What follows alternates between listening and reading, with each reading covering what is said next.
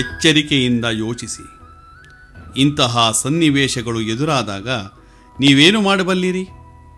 ಅಂತಹ ಒಂದು ಸನ್ನಿವೇಶ ಎದುರಾದಾಗ ಮದ್ಯಪಾನದ ಸುಳಿಗೆ ಸಿಲುಕದೆ ಅದನ್ನು ನಿಭಾಯಿಸಲು ಕೆಲವು ವಿಧಾನಗಳನ್ನು ಹುಡುಕೋಣ. ಯಾರು ನನ್ನನ್ನು ನಂಬಲ್ಲ. ನನ್ನ ಹೆಂಡತಿಯೂ ಸಹ.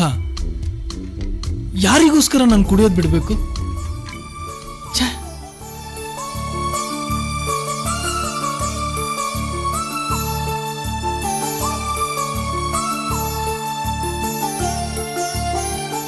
ಇಲ್ಲ, ಬೇಡ. ಹೌದು, ನಾನು ಮುಂಚಿನ ಹಾಗೆ ಕುಡಿಬೋದು ಅಂತ ಹೆದರಿಕೆ ಅವಳಿಗೆ. ನನ್ನ ಮೇಲೆ ಅತಿಯಾದ ಪ್ರೀತಿ ಹೀಗೆಲ್ಲ ಮಾಡಿಸ್ತಾ ಇದೆ. ನನ್ನ ಆರೋಗ್ಯ ಕೆಡಿಸ್ಕೋತೀನಿ ಅಂತ ಭಯ, ಕುಟುಂಬದ ಭವಿಷ್ಯದ ಬಗ್ಗೆ ಆತಂಕ. ಇಷ್ಟು ವರ್ಷ ಅವಳ ಮಾತಿಗೆ ನಾನು ಬೆಲೆ ಕೊಡದೆ ಸ್ನೇಹಿತರ ಜೊತೆ ಸೇರಿ ಕುಡಿದಿದ್ದೆ. ಅದಕ್ಕೆ ನನ್ನ ಸ್ನೇಹಿತರಿಗೂ ನನ್ನ ಮೇಲೆ ನಂಬಿಕೆ ಇಲ್ಲ. ಆದರೂ ಇಷ್ಟು ಕಾಲನೂ ಅವರು ತಾಳ್ಮೆಯಿಂದಲೇ ಇದ್ರು. ಈಗ ನನ್ನ ಮೇಲೆ ನಂಬಿಕೆ ಬರೋವರೆಗೂ ನಾನು ತಾಳ್ಮೆಯಿಂದ ಇರಬೇಕು.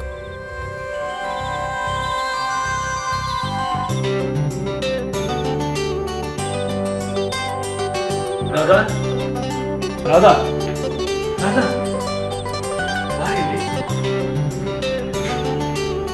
ನಿನ್ನ ಭಯ, ಆತಂಕ ಎಲ್ಲ ನನಗೆ ಗೊತ್ತಾಗುತ್ತೆ. ನನ್ನ ನಂಬು ರಾಧಾ. ನಾನು ಹೊಸ ಜೀವನ ಮಾಡೋದಕ್ಕೆ ಸಹಾಯ ಮಾಡು. ನಾನು ಹಳೆ ಸುರೇಶ ಅಲ್ಲ.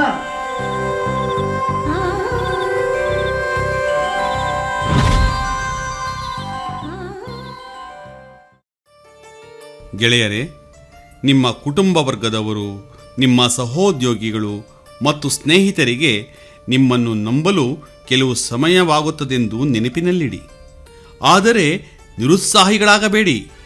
ಬೇರೆಯವರು ನನ್ನನ್ನು ನಂಬಲಿ ಅಥವಾ ಬಿಡಲಿ, ಇದು ನನ್ನ ಬದುಕು ಮತ್ತು ನನ್ನ ಆರೋಗ್ಯ, ನನ್ನ ಒಳಿತಿಗಾಗಿ ನಾನು ಸಂಯಮದಿಂದ ಇರುತ್ತೇನೆ ಎಂದು ಪ್ರತಿದಿನ ನಿಮಗೆ ನೀವೇ ಹೇಳಿಕೊಳ್ಳಿ.